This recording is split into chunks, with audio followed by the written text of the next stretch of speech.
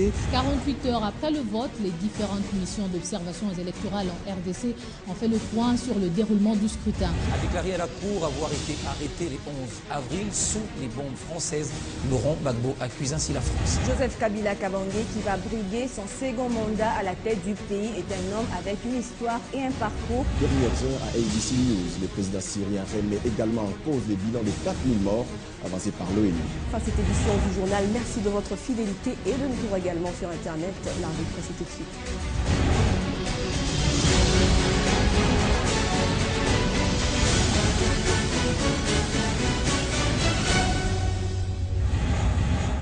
Télé 50, simplement congolais.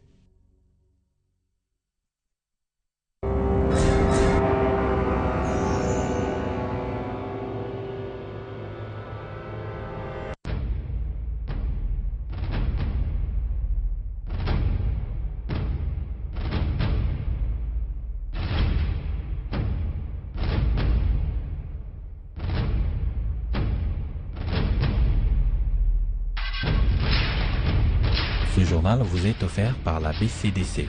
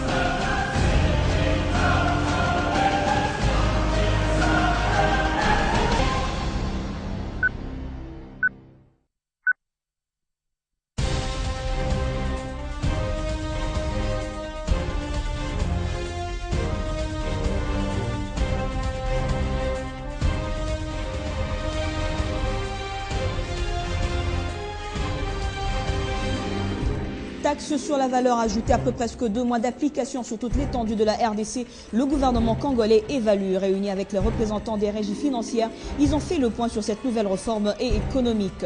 Révolution de la modernité, le ministre de l'enseignement primaire, secondaire et professionnel, Makar Mwangou, a lancé officiellement la construction des écoles à Bandundu-Ville, chef-lieu de la province du Bandundu. Les détails dans ce journal avec notre correspondant en surplace. Et puis présidence de la Commission de l'Union africaine, aucun des 2 candidats n'a obtenu la majorité requise pour accéder à la tête de l'organisation. C'est donc le président sortant, Jean Ping, qui assurera l'intérim jusqu'au prochain sommet en juin 2012. Une nouvelle édition du journal. Bienvenue à tous sur votre chaîne pour vous informer. Taxe sur la valeur ajoutée, eh bien, les mesures sur son application, après presque 2 mois dans le pays, passent à une évaluation. Le Premier ministre Adolphe Muzito, le ministre des Finances Matata Pogno et Jean-Pierre Darouezi, ministre de l'économie nationale, en présence des représentants des régies financières, ont fait le point hier lundi sur cette nouvelle réforme économique. Après âpre discussion, les 2 parties ont décidé de revoir la loi budgétaire dès la rentrée parlementaire. Pour l'instant, la vulgarisation de la TVA, recette visant à élargir l'assiette fiscale, continue avec des mesures d'encadrement envisagées dans l'objectif d'assurer son effectivité. Sachez également que 20 Congolais comparaissent ce mardi à Johannesburg, en Afrique du Sud. Ils sont accusés de violences publiques ces dernières semaines. Et depuis la proclamation des résultats des élections présidentielles du 28 novembre dernier, 150 Congolais ont été arrêtés pour les mêmes raisons. Et puis l'Imbala, un peuple du Bandundu, réactive leur association. Ils ont présenté le week-end dernier leur comité national et installé leur comité urbain de Kinshasa. À l'occasion, ils se sont réjouis pour avoir contribué à la réélection du chef de l'État à la magistrature suprême. C'est en présence de l'honorable Trifon Kinkie Mulumba à la paroisse Saint-Adrien dans la commune de Ngaba à Kinshasa. Suivez. Estimé entre 3 millions et 4 millions d'âmes, ce qui fait d'eux une des plus grandes ethnies du Congo et la plus grande peuplant la province du Bandundu, les Mbala viennent de relancer les activités de leur association Ambala. Et c'est au cours de cette rencontre que l'association a présenté son comité national. Le comité urbain de Kinshasa a été aussi mis en place. Lors de la manifestation, le chef coutumier président de l'Ambala a lu une motion. Nous, Mbala de la République démocratique du Congo, peuple majoritaire dans la province de Bandundu, tous réunis au sein de l'Alliance de Bambala et communauté sœurs, Mbala en sigle, nous saisissons cette occasion de votre réélection à la magistrature suprême, à laquelle le peuple Mbala s'est impliqué dans sa majorité pour vous présenter nos vives félicitations. Réaffirmons notre soutien et notre engagement à vous accompagner dans la révolution de la modernisation de la RDC, notre chère patrie. Le peuple Mbala, qui est déterminé à prendre en main sa propre destinée pour son développement et celui de la République démocratique du Congo, ne ménagera aucun effort pour la réussite de ce nouveau quinquennat.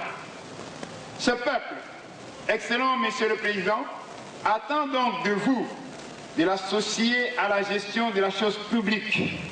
Ce document est basé sur la langue Mbala, qui est le point commun de nous tous. Nous ne voulons pas que cette langue disparaisse et que la culture Mbala disparaisse. Nous voulons la faire revivre et que nos enfants qui viennent continuent à faire revivre ce que nos ancêtres nous ont légué. Ce peuple de la province du Bandundu se dit être fier d'avoir contribué puissamment à la réélection du président Joseph Kabila Kabange et estime que le moment est venu pour qu'il soit reconnu. La révolution de la modernité en marche, le ministre de l'enseignement primaire, secondaire et professionnel Makar Mwangou a lancé officiellement la construction des écoles à Bandundu-Ville, chef-lieu de la province du Bandundu. C'était hier lundi. Les détails dans cette correspondance de Doudou Dakram depuis Bandundu. C'est dans le but de moderniser le secteur éducatif en République démocratique du Congo, et particulièrement dans la province de Bandundu, que le ministre national de l'enseignement primaire, secondaire et professionnel, Makar Mwangou Famba, vient de lancer officiellement les travaux de construction et de réhabilitation des écoles publiques de la province du Bandundu, financées par la Banque africaine arabe de développement, avec la contribution de l'État congolais à une hauteur de 857 434 $ américains pour 3 écoles ciblées pour la province, dont 2 dans la ville de Bandundu et une à Kikwit. En ce moment, l'éducateur provincial de l'EPC Bandundu 1, Richard Bwango Tété, a remercié plus le chef de l'État, Joseph Kabila Kabange, pour avoir inscrit l'éducation parmi ses actions et de voir la modernité du secteur éducatif devenir une réalité au Bandundu. De son côté, Makar Mwangou Famba, ministre national de l'EPSP, a remercié aussi le chef de l'État pour son ambitieux programme de la modernisation du Congo qui place le secteur de l'enseignement au centre. Et il a interpellé la population de s'approprier de ces ouvrages car c'était bien de la communauté et recommandant à l'entreprise Trabajek d'exécuter ces projets dans les délais impartis et au bureau central de coordination BCECO, maître d'ouvrage, d'assurer la surveillance des travaux dans le respect des normes. Signalons que ces projets consistent à la reconstruction profonde du bâtiment, la clôture, l'équipement mobilier, scolaire, ordinateur, électrification et autres dans chacune des écoles et c'est là dans toutes les 5 provinces bénéficiaires du projet. Depuis la ville de Bandundu, Dadou Ekiom pour Télé 50.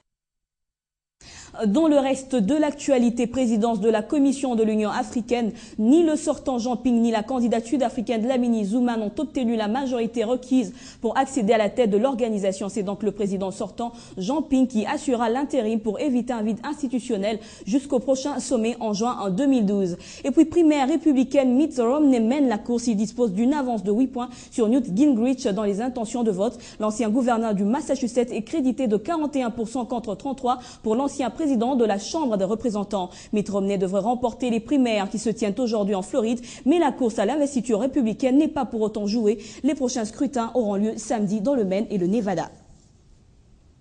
Sur le continent, au Sénégal, l'opposition organise cet après-midi une manifestation pacifique à Dakar pour contester la candidature du président sortant Abdoulaye Wade à la présidentielle, une candidature qu'elle qualifie d'anticonstitutionnelle. Guylaine Louzamba.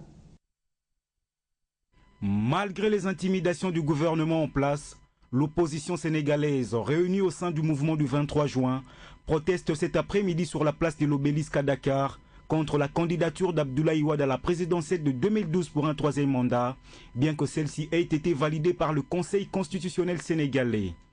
Dans une requête déposée auprès du Conseil constitutionnel, les opposants à la candidature de Wade dénoncent la violation de la constitution de leur pays, notamment à ses articles 27 et 104 qui limitent à 2 le nombre de mandats du président de la République.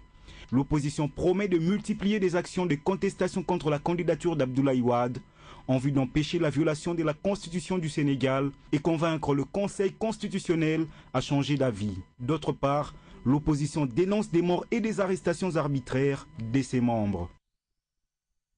Et en sport, pour finir, Cannes 2012, 3e journée du groupe B, le Soudan a obtenu son visa pour le quart de finale grâce à son succès de 2-1 devant le Burkina Faso et la Côte d'Ivoire, déjà qualifiée, a eu raison de l'Angola sur la marque de 0. Retour avec Doudoumbala sur ce qu'a été ces matchs.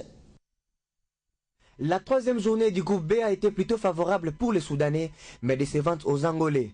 Devant les éléphants de la Côte d'Ivoire composés de remplaçants, l'équipe angolaise n'a pas su produire son jeu comme dans ses 2 précédentes sorties. Dominateur sur tout le compartiment, le coéquipier de Didier Drogba allume la première mèche à la 33e minute. Emmanuel Eboué, titularisé pour la première fois, ouvre le chemin de filet 1-0 pour les Ivoiriens. Inexistante et inefficace, la ligne offensive angolaise n'arrive pas à trouver le chemin de filet, même à seconde période. Car la Côte d'Ivoire va enfoncer les clous quelques minutes plus tard. Profitant d'une incompréhension entre les portiers angolais Wilson et le défenseur Dani Musunguna, Wilfried Bony inscrit le 2e but ivoirien, synonyme d'une élimination angolaise. Pendant ce temps, dans l'autre match disputé à Bata, le Soudan malmène une équipe de Burkina Faso déjà éliminée. Moudatir El Taïb fait parler la poudre en inscrivant un doublé dans une rencontre où les étalons peinent à retrouver leur marque. À la 33e minute, puis à 10 minutes du terme. Ces 2 buts propulsent le Soudan à la 2e place du classement avec 4 points, plus 1 comme goal différence. En 3 sorties, la Côte d'Ivoire signe 3 victoires, un total de 9 points qui la classe en tête du groupe B. Par contre, l'Angola quitte la compétition avec 4 points, avec 1 comme goal différence défavorable. En quart de finale, la Côte d'Ivoire croisera la Guinée équatoriale, tandis que le Soudan en découdra face à la Zambie. Et ce mardi, dans le groupe C, le Gabon et la Tunisie déjà qualifiés se battront pour la première place, alors que le Niger et le Maroc déjà éliminés se contenteront d'un match pour l'honneur. C'est avec du sport que prend fin cette édition. Merci de votre fidélité. Tout à l'heure, la revue de presse.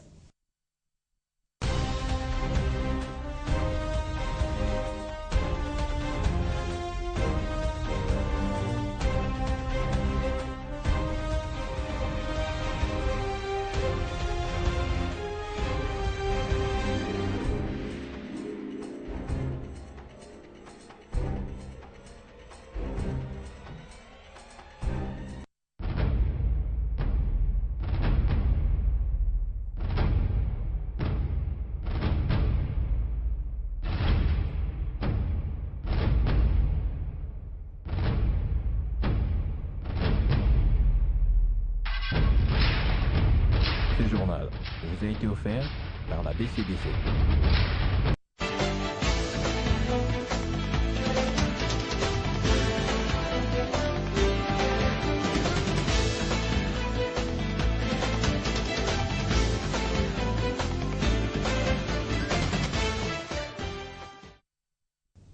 C'est avec Eric Loukoki que nous allons lire les titres des journaux qui font la une aujourd'hui. Et bien sûr, l'actualité sur la toile. Bienvenue Eric. Merci Grace. Débutant cette revue de presse avec cet article « Coup de théâtre » hier à la CENI, à lire à la une de Forum des As. Véritable coup de théâtre, s'exclame ce journal et par conséquent, grâce à les candidats à la députation nationale donnés pour gagnants du scrutin par le même journal dans les districts de la Lukunga et du Moamba ne devrait pas encore se réjouir, indique Forum des As.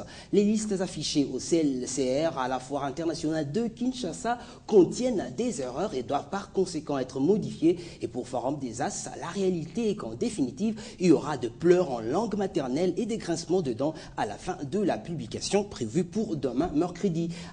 Abordons plutôt le même sujet, la tempête des tropiques, titre « Tchangou pose problème ». Selon le quotidien, Tchangou pose problème parce que certains candidats présents à la course à la prochaine Assemblée nationale ne sont pas d'accord avec les opérations de compilation. Ils disent avoir obtenu beaucoup de de voix qui ont été subtilisées pour être accordées aux autres candidats, alors que ces derniers n'ont réellement pas obtenu toutes ces voix qui leur sont données par les CLCR. Pour ce qui divise encore les agents de la CENI commis à cette tâche